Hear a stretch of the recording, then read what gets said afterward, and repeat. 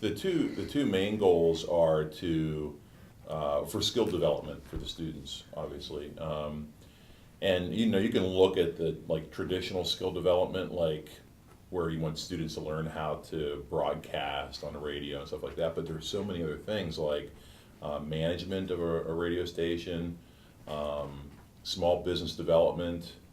You can look at news and journalism and developing those types of skills, marketing and sales and advertising. I mean, there are so many different ways that the station can involve people from across the campus community, And then the second thing is, speaking of community, is actually creating a connection between YSU and the greater Mahoning Valley and the community. What we're going to do there is develop some shows like talk shows and things like that where students will be able to deal with community-related issues.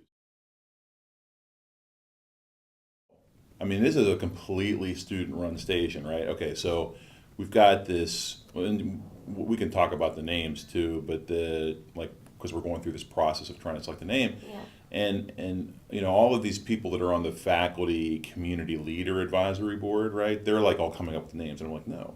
I mean, the names really have to come from the students, and so like we're gathering all of these students hopefully this week sometime so they can pick the name.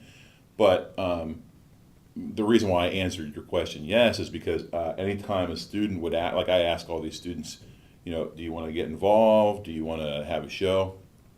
And they'd say, yeah, but can I do this? And I'd say yes.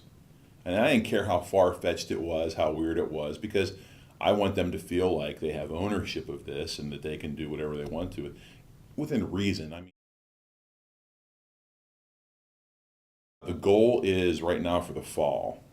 We hope to be up and running. We're working on some preliminary numbers now, and maybe like homecoming weekend is when we do our official launch. So we'll do a soft launch sometime in the early fall, and then do the official kickoff sometime over homecoming. That's the goal right now. But it's all contingent on getting all the equipment in place and getting the whole station set up. Oh my God, because I just remember being on college radio whenever I was a student, and I had a blast.